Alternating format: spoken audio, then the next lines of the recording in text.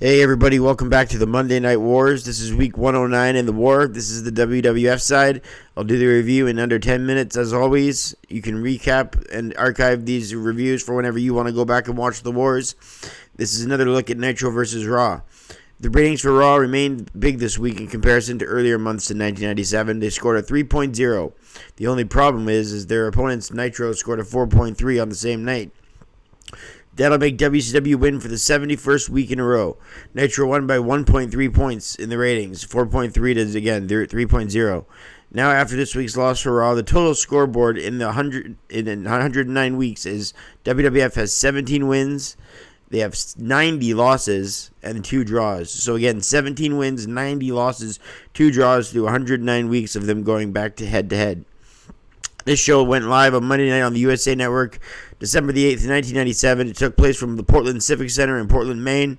This is the show after In Your House DX, where Austin destroyed the nation on his pickup truck to gain the IC title. Also where HBK retained over Shamrock, and Owen Hart came in and attacked HBK from the apron to the table and gave off a lot of right hands at ringside.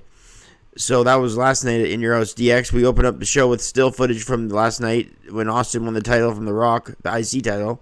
Raw's pyros go off, but they're so loud you can barely hear the song as the crowd was so loud. There's signs everywhere in the crowd. That just becomes littered in the area and the crowd even more so than usual, as that's a fad that just picks up and just keeps getting on as the Attitude Era goes deep into it. JR welcomes us with Michael Cole and Kevin Kelly on commentary. That's a neat trio. It starts the show, and McMahon comes to the ringside with a mic. The fans are booing Vince.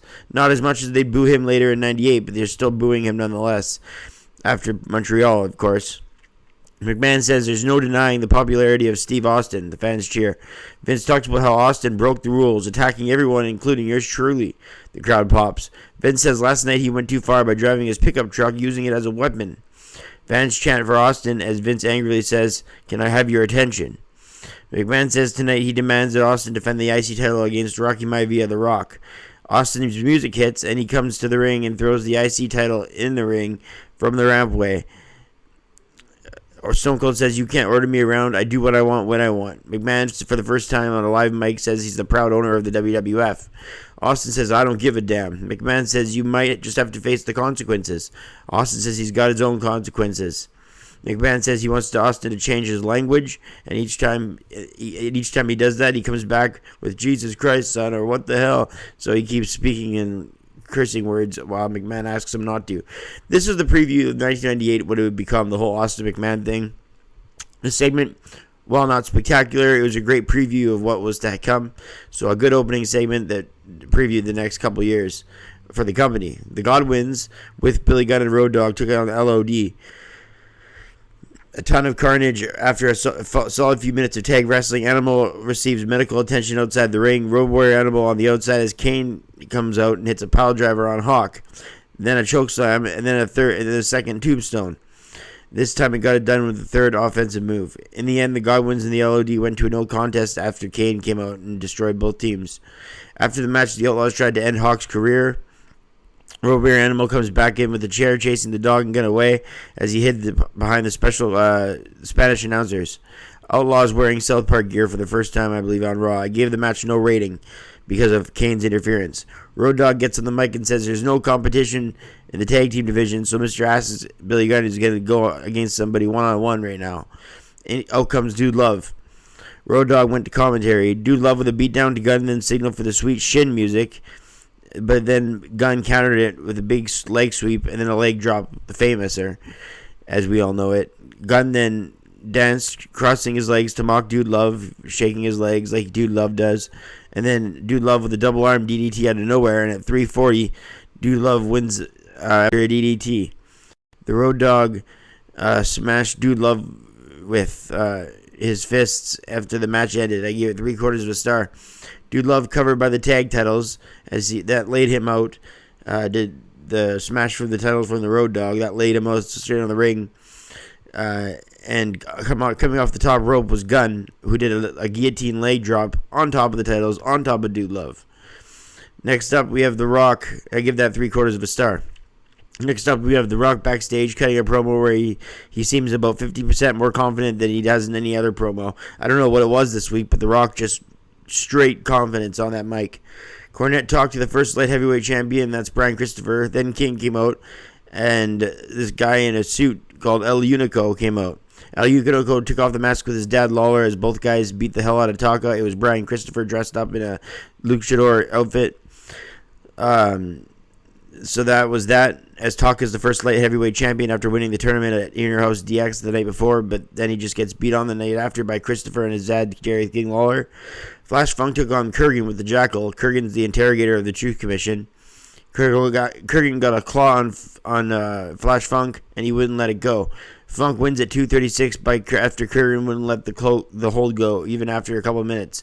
I gave it half a star as Kurgan's disqualified.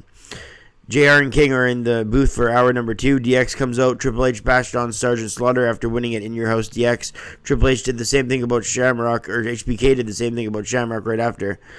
HBK does his Nugget promo. This was how Owen Hart became to be known as a Nugget, as Sean talked about cleaning the toilet and always having a nugget left behind. That's what Owen Hart seems like. That's the analogy he gave.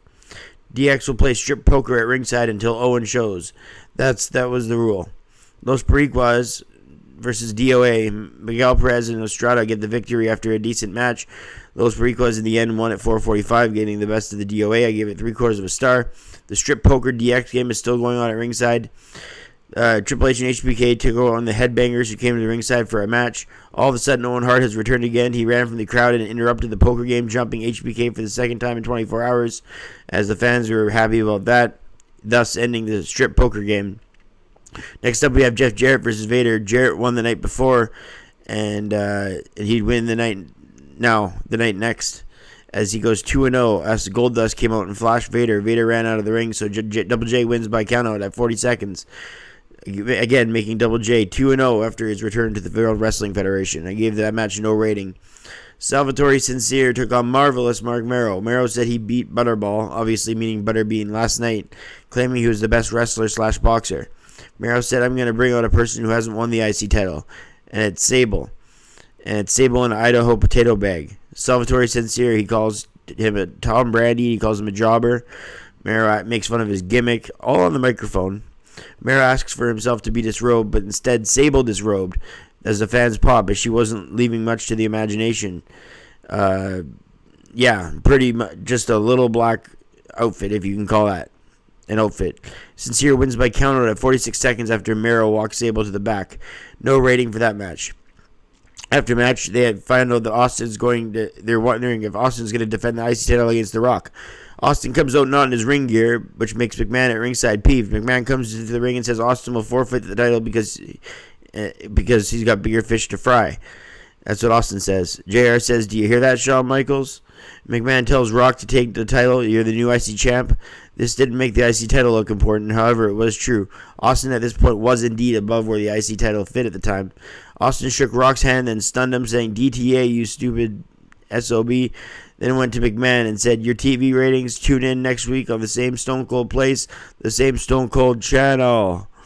Fans pop as McMahon goes to leave the ringside area. Austin then runs the ropes and hits McMahon off the apron to the floor as he bounced off the ropes. And Austin say, "Hey, it was just an innocent run of the ropes." McMahon is furious, though, as the fans cheer. To end the show, they had McMahon being looked at by officials. Meanwhile, Austin poses as everyone cheers. McMahon is pissed off as JR says it's chaotic here. We'll see you next week. So quality-wise, I give the show a 5.5 out of 10. It seems about fair, because the match-wise, this Raw was pretty brutal. Story-wise, it was okay. It propelled the right people in the right spots. But again, more than half the matches ended in a no rating for me. I take that into account when grading the Raw episode out of 10. What makes this Raw gain 2 to 3 points alone is the new model of Vince being the active heel chairman with an anti-authority figure in Austin and Rocky Maivia becoming The Rock. It's sort of like a parallel. All three of those became their new selves in this one night. Austin is up against the top heel in the company, and he is the top face. It only felt right, so I gave this episode 5.5 out of 10. Even if The Rock was a tad green, he was still promising. as was Austin, as was McMahon. So through 109 weeks, again, WWF is 17, 90, and 2 all time. I'm Brett Mix. Hit like and subscribe if you're enjoying the reviews. I enjoy pumping them out. We'll see you next time. I'm out.